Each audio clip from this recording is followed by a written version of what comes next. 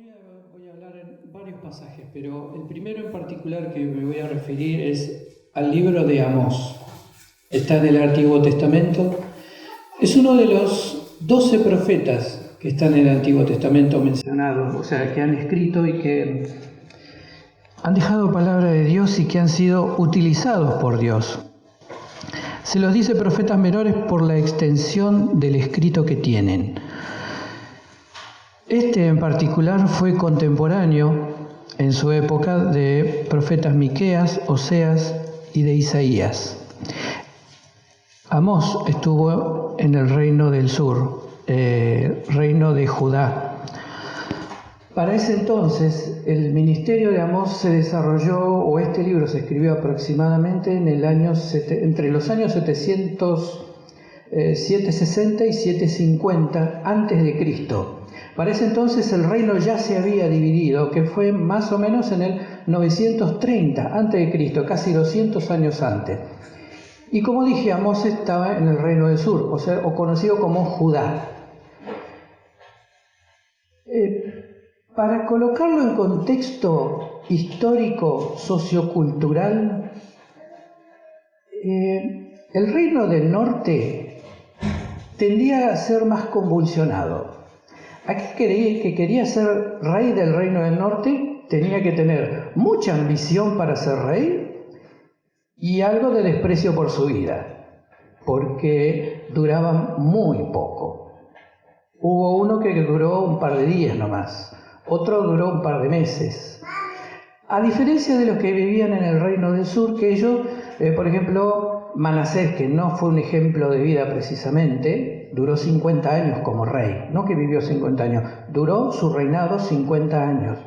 Quien le siguió, Josías, duró 40 años, y así hubieron muchos que vivieron muchos años, pero los problemas tanto en el norte como en el sur, a los ojos de Dios, eran iguales, eran muy parecidos. En particular el libro de Amós, Dios habla de juicio a todos los pueblos que rodean al pueblo de Israel,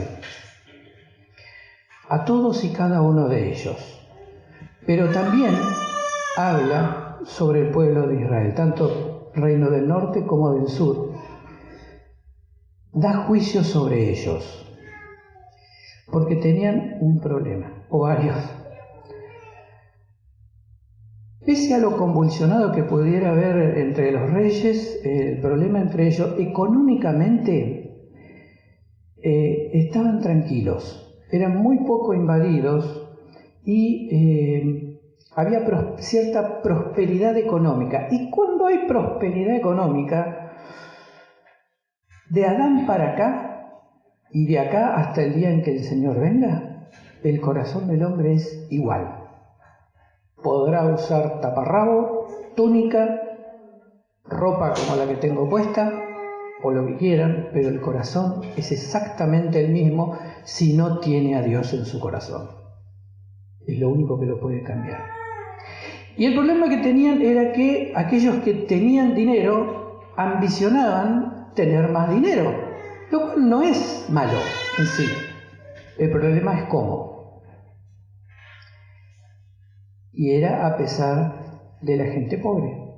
Cometían muchas injusticias y eso era malo. Lo peor aún era que aquellos que aparentaban, o sea, que llevaban adelante todas esas situaciones, abusándose de un pueblo en inferioridad de condiciones, se presentaban a ofrendar sacrificios de paz opulentos.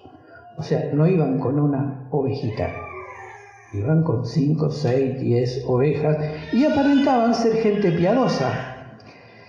En el capítulo 5 de Amós, que no lo vamos a leer, pero Dios reprocha la religiosidad del pueblo, de lo que se permitía y de lo que los sacerdotes permitían a sabiendas de lo que estaba ocurriendo.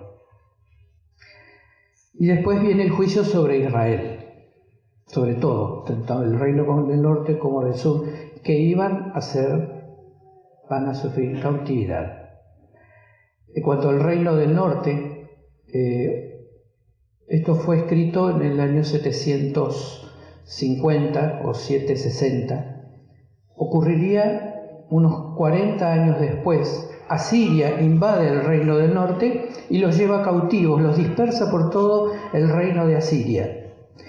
Y a diferencia de la cautividad babilónica que ocurriría 120 años después, la cautividad asiria, ellos no dejaron el reino del norte vacío, sino que trajeron gente de otros lugares, convirtieron el reino del norte en lo que hoy literalmente diríamos un paisano de cada pueblo. Y los que vinieron con sus culturas, sus creencias, sus religiones, sus dioses, su paganismo, su idioma, y entonces se produjo una mezcolanza fenomenal. A pesar de que también quedaron gente piadosa que amaba a Dios, se armó una mezcla importante, lo cual llevó a los religiosos, en buenas palabras y en no tan buenas tal vez, a despreciar al pueblo del norte, que después lo veríamos en el Nuevo Testamento cuando se habla de los samaritanos de forma despreciativa. Es por toda esta mezcla que se había hecho,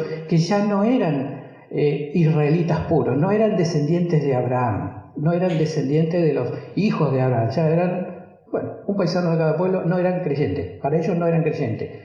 Es más, ni siquiera lo consideraban pares de ellos. Pero evidentemente, a la luz de la Escritura, cuando uno lee el encuentro de Jesús con la mujer samaritana, esta mujer que era parte de ese pueblo despreciado por sus vecinos, o los que se creían tener la palabra de Dios, tenía mucho más claro de lo que vendría a ser el Mesías que se estaba esperando que muchos de los religiosos que decían ser descendientes de Abraham. Volviendo a nuestro amigo Amós, él da esa palabra, en realidad Dios lo utiliza para dar esa palabra y da el juicio que van a sufrir esa cautividad, tanto el norte como el sur. Vamos a leer un solo versículo, en el capítulo 9, versículo 9.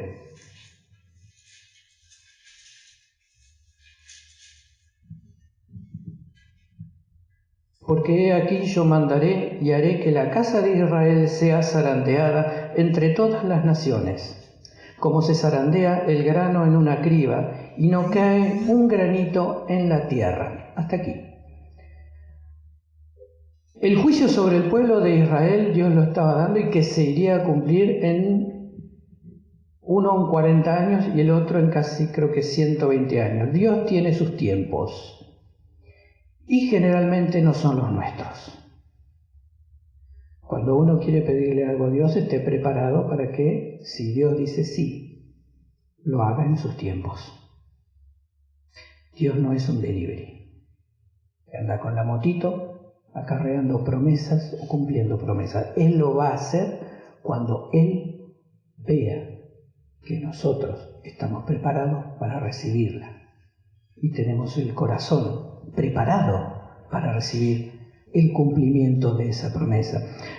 Cuando estaba preparando con el tema tecnológico, ahí yo tuve un problemita. No pude enchufar mi computadora, así que gracias a Dios más o menos tengo memoria para acordarme los versículos que tenía que leer, pero cuando estaba anotando no había visto el final del capítulo, y ahora sí vi el final del capítulo. El capítulo 19 no lo van a poner ahí, pero solo voy a leer una porción de un versículo. En realidad arranca la restauración de Israel a partir del versículo 10 hasta el final, pero solo voy a leer el versículo 11, la primera oración. Y en aquel día yo levantaré el tabernáculo caído de David. No dice de Moisés, dice de David. Tabernáculo es lo que para nosotros sería como una carpa. No es cuestión de dimensiones, sino de estructura. Y puede ser también en el Nuevo Testamento, o aún actualmente, cuando Jesús ocurre en el monte de la transfiguración, Pedro le dice, hagamos enramadas. En realidad eso se traduce como enramadas, pero en realidad dice tabernáculos. Esas fechas son como para cubrirse, sería una carpa, hagamos carpa para nosotros y quedemos ahí. De hecho, en esas mismas fechas no por esta transfiguración de Jesús, sino porque, si mal no recuerdo, es la fiesta de la consagración de la cosecha. En Israel se celebra aún hasta hoy día la fiesta de los tabernáculos. Pero volviendo a el tabernáculo de David, el tabernáculo de David tenía dos particularidades para mí, que se me vinieron a la memoria. No solo que era una carpa, estaba en lo que para nosotros sería el patio del rey. O sea que no entraba cualquiera. Pero había hecho que, a diferencia del de Moisés, que el tabernáculo sea rodeado por levitas durante todo el día. Levitas músicos y cantores, por turnos, se fueran durante todo el día que hubiera sol, hubiera alabanza a Dios frente al tabernáculo, o que rodeara el tabernáculo. La otra particularidad que tenía ese tabernáculo era que las cortinas, por así decirlo, o la lona, no sé cómo llamarlo, durante el día estaban levantadas. O sea, que todo aquel que pasara por ahí veía el arca de la alianza, cosa que no sucedía en el tabernáculo de Moisés. Solamente la podía ver una vez al año o cuando era trasladada, que se movía el pueblo de un lado al otro, y no se podía ver de cualquier forma. O sea, había un orden de marcha. El que iba al fondo, bueno, no lo veía. Los que iban adelante verían algo. Pero en el tabernáculo de David sí se podía ver. Y todos los que tuvieran relación con la familia del rey podían pasarlo, podían verlo en cualquier momento. Dice Pedro que fuimos hechos al convertirnos, al Jesús colocar de su fe en nosotros, nos constituyó en reyes, reales sacerdotes. Y ante la presencia de Dios solo podían estar los levitas. Esa promesa que está dada acá al pueblo de Israel aún hoy se sigue cumpliendo, porque cualquier creyente, cualquier real sacerdote puede ver la presencia de Dios, que simbolizaba el arca de la alianza. Pero volviendo al libro de Amós, en el versículo 9 que leí, al final decía, no cae un granito en tierra. En otras versiones dice, no cae grano de trigo. En otras dice, no cae grano de piedra. ¿Qué pasó acá? No entendía, o es una cosa o es otra. O una cosa, resulta ser de que me puse a ver cómo era el tema, porque yo había cosas que no entendía de lo que era la cosecha. En la Biblia están todas las partes de lo que son la cosecha, pero en la Biblia no es un libro o un manual del INTA que te dice paso 1, tal cosa, con tal elemento, en tal época, tal cosa. Paso 2, tal cosa, tal cosa, tal... No, ellos usaban figuras de la época que se daban por sobreentendidas. Cuando se dice siembra, cuando se dice siega, cuando se dice el trillo, ahí yo no sabía qué era y qué función cumplía. Así que me puse a ver cómo era el tema de la cosecha, cómo se producía, cómo se llegaba de la semilla de trigo a la harina. ¿Cómo se llegaba ahí? Y ahí me puse a ver que, bueno, lo primero que aparece es la lluvia temprana. En la Biblia describe la lluvia temprana y la lluvia tardía. La lluvia temprana es para la preparación de la tierra, para ablandar la tierra, para trabajarla, para que el arado no se rompa o tengan que hacer más fuerza de lo necesario. Entonces, apenas cae en determinada época, que ahora ya no recuerdo cuál es del año, pero llovía esos días y al día siguiente o al otro día ya entraban con los arados a abrir surcos, a ablandar la tierra y a removerla. Luego venía la siembra, que era por dispersión, llevaba una especie de morral o de bolsa y la desparramaba. Crecía la planta, crecía con todo el yuyaje, con todo lo que tenía alrededor, y venía la siega. La siega, bueno, agarraban así como estaba y lo cortaban y lo juntaban. Hasta ellos más o menos me orientaba. Cuando escuché aventar, que separan, pero ¿cómo se separa el trigo, el grano? Y ahí entraba la trilla, que yo no sabía qué era, lo había leído, lo sabía, pero no entendía qué era. Cuando se levanta la cosecha se junta en un lugar que se llama la era, que tampoco sabía que era una era. Así en bruto más o menos, el granero, el galpón donde se van a guardar el trigo y todo lo que es la cosecha, adelante hay como una especie de patio o playón. Eso se trataba, cuando llegaba el momento, se trataba de limpiar, sacarle todas las piedras, y eso era la era. Ahí se juntaba todo lo que se levantaba y ahí se lo colocaba. Se lo colocaba, pero no de cualquier forma. Se tenía que ver de dónde venía el viento. Por ejemplo, el viento a mis espaldas, si venía el viento de ahí, yo colocaba en hilera todo lo que era la cosecha en hilera contra el viento, como un muro contra el viento. Y en lo que abarcara, 1 metro, 2 metros, pero contra el viento. Y ahí venía lo que... no, perdón, me salté la trilla. En la era lo que hacían era desparramar. Esa parva que habían cosechado, lo desparramaban y hacían un colchón aproximadamente entre 10 y 15 centímetros y lo desparramaban todo ahí en lo que era en ese patio. Y venía el trillo. El trillo era, ¿cómo decirlo? Era como si fuera el tablón de la iglesia, que están allá esos tablones, la mitad de eso, la punta de adelante doblada hacia arriba, una especie de trineo, que la parte que iba a la curvatura hacia arriba, ahí se le colocaban los clavos, y en la parte que iba a ir hacia abajo, se le practicaba hendiduras, como quien diría, de arriba hacia abajo, en forma paralela, se le hacía hendiduras y ahí se colocaban piedras como de filo, no cortantes, pero piedras que se traían de los ríos o arroyos que estaban trabajadas, redondeadas, y eso se le insertaba ahí. Se volcaba esa tabla con las piedras hacia abajo, esa tabla se enganchaba en un caballo, un buey, una mula, lo que tuviera, se podían poner piedras, pararse alguien arriba o los niños, y ese trillo empezaba a ser arrastrado por encima de todo el trigo que se había cosechado. La piedra iba rompiendo todo. Esas piedras, ese montón de piedras que tenía abajo, el filo, el canto, iba rompiendo todo. Y iba separando, que eso lo que yo no sabía, separaba el grano de trigo de la espiga, sin romperlo.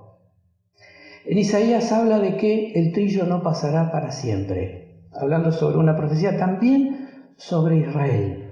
O sea, el trillo tiene un momento, el que lo va pasando tiene que saber cuándo parar, porque después ya empieza a romper, a romper el piso y a hacer más de lo que debía. Y eso se paraba, y entonces después volvían a juntar todo, y como les dije antes, lo ponían el viento está a mi espalda, entonces lo armaban en un muro, y con eso venían con la trincha o una especie de tenedor grande de madera, y lo levantaban hacia el viento, y el viento, como venía de mi espalda, empujaba, tiraba lo que era las hojas, todo el sobrante de la rotura esa, un par de metros hacia aquel lado, póngale. Pero el grano volvía a caer en el mismo lugar. Y ahí se hacía la primer separación del grano de trigo. Eso era lo que yo no sabía, esa parte. ¿Cómo era que yo siempre contaban que lo aventaban, pero y el grano cómo salía? Entonces así era como se sacaba el grano de trigo, eso volvían a juntarlo, y aquí viene lo que es el tema de la zaranda. Habían 2 tipos. Uno que era colado como que le dicen sedazo, que tampoco sabía lo que era. Y el otro una criba, que es traducido como criba, que se lo puede traducir como criba o sedazo. El primer paso era un sedazo. Es como decir, ¿vieron los delantales de cocina? Los que se atan en la cintura. Eso era como un delantal de cocina que podía ser de tela o de cuero, con agujeros. Y alguien el que tenía el delantal, extendía el delantal hacia adelante, y alguien con una pala o con la mano tiraba eso sobre esa especie de colador de tela, lo sacudía muy suavemente y caía, y era la primer colada, la primer zarandeada, que no era violenta, que era más bien suave, para que caigan las piedras pequeñas y el grano. Pero acá la traducción dice criba, y la criba era la segunda zarandeada. que la segunda zarandeada sí era violenta, era más como uno la conoce, que con movimientos más rápidos, más fuertes. Y eso se hacía con esa primer colada, se colocaba con la pala en esa especie de, ¿cómo se dice?, palangana con agujeros. Y al suelo caían las piedras, las piedritas. Y lo que le llamaban el tamo.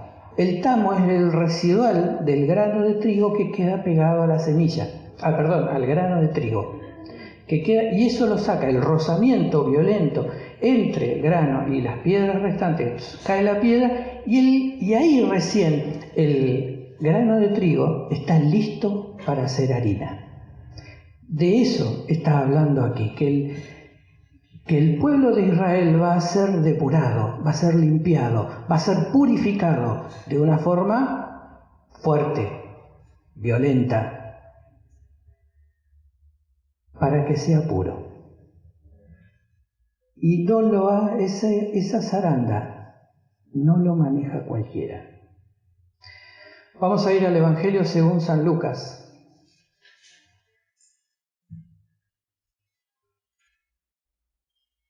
Capítulo 22.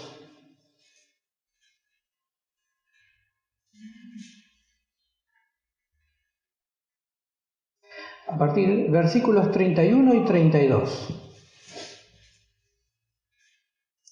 Dijo también el Señor: Simón, Simón, he aquí Satanás os ha pedido para zarandearos como a trigo, pero yo he rogado por ti, que tu fe no falte, y tú, una vez vuelto, confirma a tus hermanos. Acá tenemos a quien maneja la zaranda. No suena bien decir que Satanás es un siervo de Dios. Malo, muy malo, porque él no quiere manejar la zaranda para beneficio del pueblo, sino para maldad del pueblo. Sin embargo, que Dios es más poderoso que él, lo utiliza él para purificar a su pueblo, para que lo que no sirve quede afuera. Acá cuando le habla Jesús a Pedro, vuelve a aparecer algo, un cambiante de nombres. Acá le dice Simón. La vez anterior, cuando me tocó compartir, también hablé otro pasaje que también lo llama Simón. Las escrituras, a veces lo que es para los músicos, la importancia de los tonos. ¿En qué tono están tocando? Bueno, acá no conocemos los tonos en que se habla. Lo podemos deducir por las palabras que se escribieron.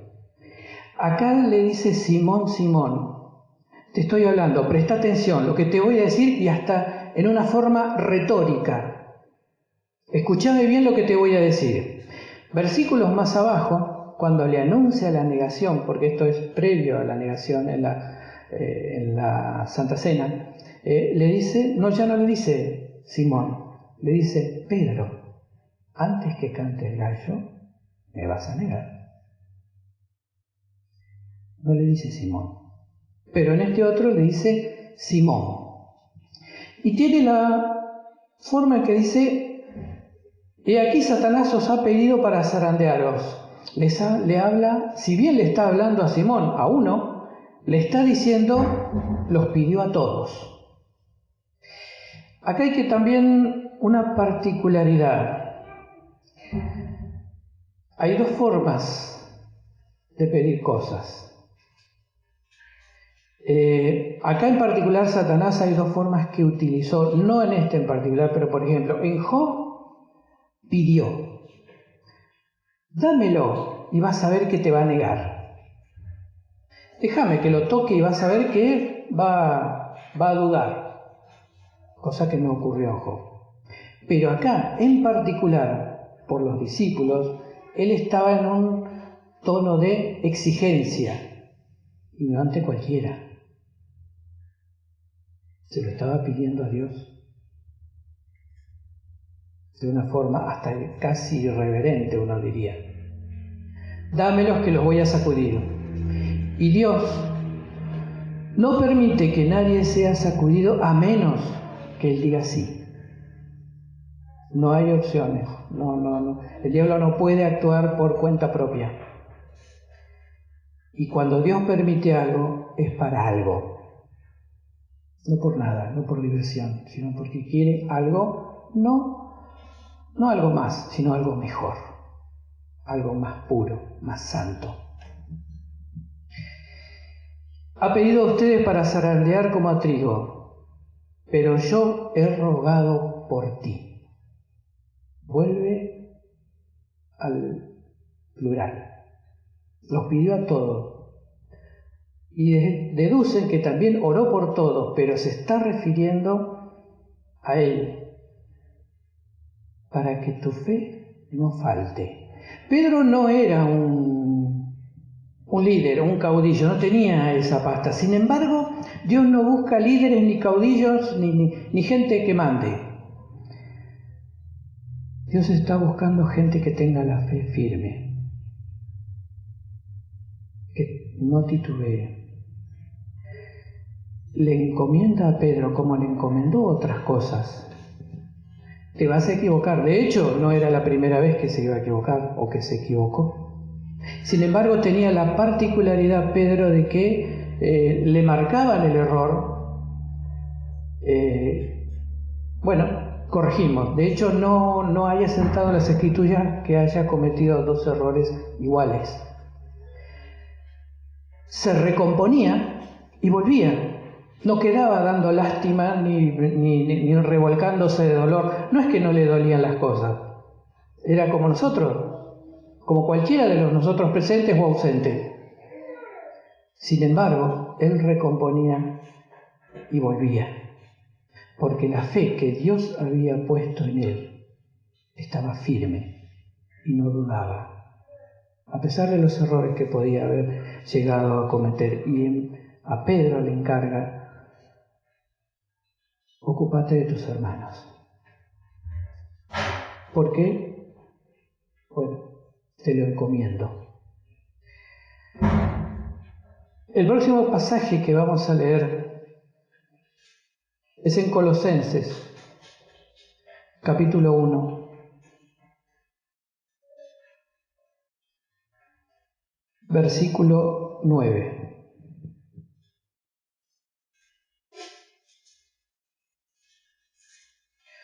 Por lo cual también nosotros, desde el día en que lo oímos, no cesamos de orar por vosotros y de pedir que sean llenos del conocimiento de su voluntad en toda sabiduría e inteligencia espiritual. Acá, cuando estaba leyendo y cuando había un anexo como un comentario, dice presencia de pleonástico. ¿Qué es esto? Y empecé a buscar palabra por palabra a ver qué era su significado, su origen, en qué se derivaban, y después me di cuenta que estaba buscando mal. Me di cuenta que no sabía qué era un pleonástico. Estaba buscando algo que no sabía cómo era. Y pleonástico es cuando con pocas palabras se pueden decir algo, pero el que dice algo utiliza más palabras para enfatizar esa frase, para enriquecerla, para fortalecerla. Y el pleonástico aquí es llenos del conocimiento de su voluntad. En el original dice llenos del pleno conocimiento de su voluntad. Es una redundancia de términos, que con uno sean llenos de conocimiento. Tranquilamente podía haber puesto eso. Sin embargo, Pablo, esto es la doxología, el saludo inicial a los colosenses. Y que les enfatiza esto: estoy orando por algo que ustedes necesitan, que en realidad que todos necesitamos. De un conocimiento pleno. Pleno es cuando algo está lleno a tope y que nada se cae. Está perfectamente, está apretado, ajustado, bien sacudido, pero que nada se cae, nada se desperdicia y está hasta el último lugar ocupado. Y tener un pleno conocimiento de las cosas de Dios, y luego aparece algo que dice, en toda sabiduría e inteligencia espiritual. Es casi hasta una redundancia, pero algunos de los estudiosos dicen que sabiduría es el conocimiento de algo y la inteligencia es la aplicación. Aunque viendo esa palabra que está traducida como inteligencia, en otros dice discernimiento, en otras versiones dice conocimiento, en otras dice otra. Esa palabra habla en realidad de velocidad. En el original griego, esa palabra es derivado de otra palabra, teatco, creo que se escribe. Y así se le denominaba a los corredores de velocidad, aquellos que se preparaban para las Olimpiadas, pero no los maratonistas, sino lo que para nosotros serían los corredores de los 100 metros, que son para eso. Si los tiran a largo, ya no rinden lo mismo. Pero esto es esto, y esta palabra que se traduce como inteligencia, discernimiento, está hablando de velocidad. Yo en realidad soy medio de espoleta retardada, tengo que reconocerlo. Pero Pablo estaba pidiendo para todos, para sí mismo, para que en el momento que ocurre algo, decir esto es de Dios o esto no es de Dios. Tener la claridad espiritual, la altura espiritual, la sensibilidad espiritual de parte de Dios, de saber cuándo es algo, por más lindo que sea, es de Dios o no es de Dios. Por más lindo que sea o por más que me desagrade, esto es de Dios. O por más que me guste, esto no es de Dios. Tener esa claridad, esa inteligencia espiritual, por el cual Pablo está orando por los colosenses.